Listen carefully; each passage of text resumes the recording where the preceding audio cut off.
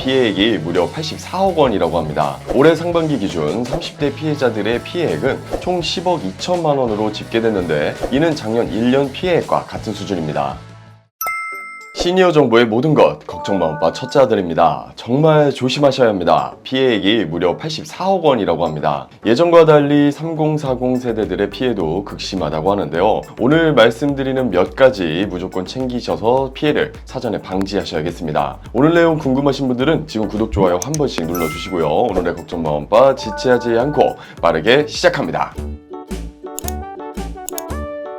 최근 A씨는 말도 안 되는 일을 겪었습니다. 모르는 번호로 전화 한 통이 왔는데요. 자신을 집배원이라고 소개한 B씨는 신청한 카드를 어디로 배송하면 되냐라고 물었습니다. 하지만 A씨는 아무리 생각해도 카드를 신청한 기억이 없었죠. 그래서 카드를 신청한 적이 없다라고 답변을 했더니 돌아온 이야기는 아무래도 명의 도용 피해를 당하신 것 같다라는 거였죠. 그러면서 B씨는 카드사 고객센터 번호를 알려줬습니다. 여기서 논란에 자신의 이름으로 카드가 신청됐을지도 모른다는 생각에 아까 전달받은 고객센터 번호로 급하게 전화를 겁니다. 상담원은 개인정보가 유출된 것 같다라면서 원격 제어 앱을 설치해서 문제 여부를 확인해 주겠다고 했죠. 그러나 지금까지 말씀드린 모든 것은 보이스피싱이었습니다. 결국 A씨는 범죄 수익과 무관하다는 것을 입증할 수 있도록 돈을 보내라는 사칭범에게소가 억대의 피해를 입어야만 했습니다. 이게 바로 최신 유행하고 있는 신종사기 수법인데요. 사칭범들은 카드 발급을 이유로 집배원이나 배송기사인 척 피해자들에게 접근한다고 합니다. 그리고 마지막으로 원격 제어 앱 설치를 유도하면서 피해자들의 휴대전화를 마음대로 조종하고 걸려오는 모든 전화를 범죄자들이 가로채는 방식으로 진행됩니다. 실제로 금융권에서도 이러한 보이스피싱 피해는 매해 늘어나고 있다고 밝혔는데요. 주목할 만한 점은 이미 작년 피해 금액의 70% 수준이 올해 6개월 만에 발생했다는 겁니다. 여기서 더 놀라운 건 그동안 보이스피싱을 당할 가능성이 상대적으로 낮다고 여겨져 온 3040의 피해가 늘어났다는 건데요. 올해 상반기 기준 30대 피해자들의 피해액은 총 10억 2천만 원으로 집계됐는데 이는 작년 1년 피해액과 같은 수준입니다. 이 정도의 페이스라면 작년보다는 무조건 피해액이 증가할 것이라는 이야기고요. 특히 새마을금고 등 상호금융권에서 보이스피싱 피해가 급증세입니다. 행정안전부의 자료에 따르면 올해 상반기까지 새마을금고에서 발생한 보이스피싱 피해 금액은 83억 9천만 원으로 집계됐습니다. 거기에 농협, 새마을금고, 신협, 수협 같은 상호금융권의 피해액을 다 합쳐보면 344억 원 수준인데 일반 은행권 보이스피싱 피해액과 비교해보면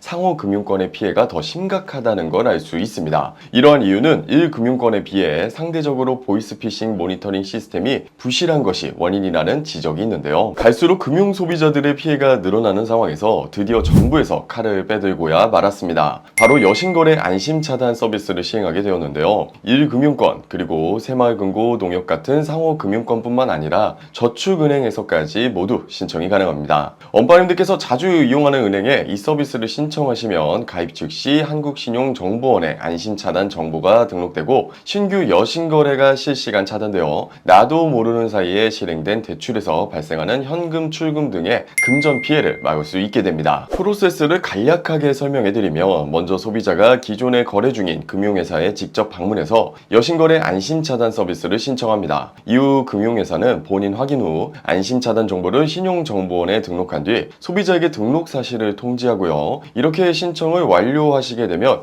이후부터 금융회사는 대출, 카드론, 신용카드 개설 같은 신규 거래를 할 때마다 사전 차단 정보 등록 여부를 조회합니다. 이때 차단 정보가 등록되어 있는 경우 신규 거래가 실시간 차단되고 해당 사실을 소비자에게 즉시 안내하게 됩니다. 왼쪽에 있는 그림을 보시면 한 번에 이해가 되실 텐데요. 피싱범이 보이스피싱을 시도해서 얻는 개인정보를 가지고 대출 같은 여신거래를 시도했을 때 미리 여신거래 안심차단 서비스가 가입이 되었다면 사전 차단이 가능하다는 것이죠. 여신거래 안심차단은 현재 반드시 직접 영업점에 방문해서 대면 신청을 진행해야 하고요. 만약에 신청 후에 대출이 필요하다면 금융회사를 방문해서 안심차단을 잠시 해제한 뒤에 대출을 신청하면 됩니다. 대출 신청이 완료된 이후엔 다시 안심차단 재신청을 하면 된다고 하네요. 손쉽게 보이스피싱을 방지할 수 있는 정책이니까요. 시간 되실 때 우리 엄빠님들께서는 주거래은행에 방문하셔서 여신거래 안심차단 서비스를 꼭 신청하시면 좋을 것 같습니다.